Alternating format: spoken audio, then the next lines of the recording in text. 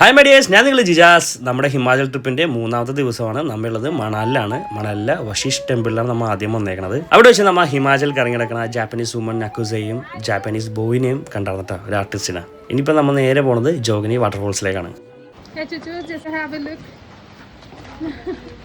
Jogini waterfalls കാണാൻ വേണ്ടി പോകുന്നത് 2 കിലോമീറ്റേഴ്സ് നടക്കണം. 2 കിലോമീറ്റർ ജോഗിനി വാട്ടർഫോൾസിലേക്ക് നടക്കുമ്പോൾ കണ്ടൊരു കഫേയാണ്. അതിന്റെ പുറത്തെ ബോർഡാണ് എൻ്റെ ശ്രദ്ധയിൽപ്പെട്ടത്. എന്തോ എവിടെ ഒരു തകരാറ് പോലെ. വശിഷ്ഠ ടെമ്പിളിൽ നിന്ന് ഏകദേശം 1-2 കിലോമീറ്റർ നടന്നു കഴിയുമ്പോഴേക്കും ജോഗിനി വാട്ടർഫോൾസ് നമ്മുടെ കണ്ണിൽ പെടും. പക്ഷേ ഇവിടെ നിന്നും ഏകദേശം ഒരു 1.5 മണിക്കൂറോളം നടന്നാലേ മുകളിൽ ജോഗിനി വാട്ടർഫോൾസ് തൊട്ടടുത്ത് നമുക്ക് റീച്ച് ആകാൻ പറ്റുള്ളൂ. ഒരു സൂത്രം കാണിച്ചു തരാട്ടാ.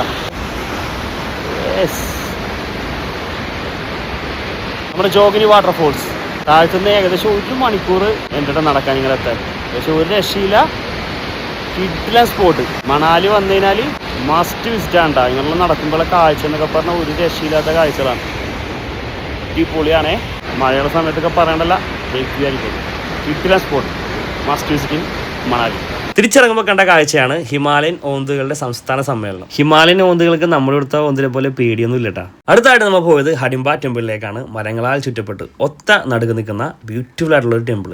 ഇതേപോലെ ഹിമാചൽ ഡ്രസ്സൊക്കെ ഇട്ട് ഫോട്ടോസ് എടുക്കാൻ വേണ്ടിയാണ് കൂടുതലും ടൂറിസ്റ്റുകൾ ഇവിടെ എത്തുന്നത്. ഒരുപാട് ഫിലിംസ് ഒക്കെ ഷൂട്ട് ചെയ്തിരിക്കുന്ന സ്പോട്ടാണ് നമ്മുടെ ഹഡിംബ ടെമ്പിൾ. അതുപോലെ യാക്കിന്റെ പുറത്തൊക്കെ ഇതുപോലെ ഫോട്ടോ ഒക്കെ എടുക്കാം. മണാലിലെ വൺ ഓഫ് ദ ബെസ്റ്റ് സ്പോട്ടാണ്. ഏകദേശം വൈകുന്നേരം ആയപ്പോഴേക്കും നമ്മൾ ഹിമാലയൻ ബുദ്ധിസ്റ്റ് മൊനാസ്ട്രിയിൽ എത്തി. ഇവിടെ ഭയങ്കര പോസിറ്റീവായിട്ടുള്ള ഒരു എനർജിയാണ് നമുക്ക് കിട്ടുന്നത് വന്ന് വിസിറ്റ് ചെയ്യുമ്പോൾ. ഇതും നമ്മൾ മണാലിയൊക്കെ വരുമ്പോൾ തീർച്ചയായിട്ടും വിസിറ്റ് ചെയ്യേണ്ട ഒരു സ്പോട്ടാണ്. നമ്മുടെ ബുദ്ധിസ്റ്റ് മൊനാസ്ട്രി ക്ലോസ് ചെയ്യണ 7 മണി വരെ ഞങ്ങൾ അവിടെ സ്പെൻഡ് ചെയ്ത് 7 മണി കഴിഞ്ഞ് ഞങ്ങൾ തൊട്ടടുത്തുള്ള മാൾ റോഡിലേക്ക് പോയിട്ടാണ്. മണാലിലെ ഒരു ഷോപ്പിംഗ് സ്പോട്ടാണ് നമ്മുടെ മാൾ റോഡ്. ഒരുപാട് വെറൈറ്റീസ് ഓഫ് ഐറ്റംസ് അവൈലബിൾ ആണ്. നൈറ്റ് ആയപ്പോഴേക്കും റൂമിലേക്ക് പോയി കാഴ്ചകൾ തുടരും.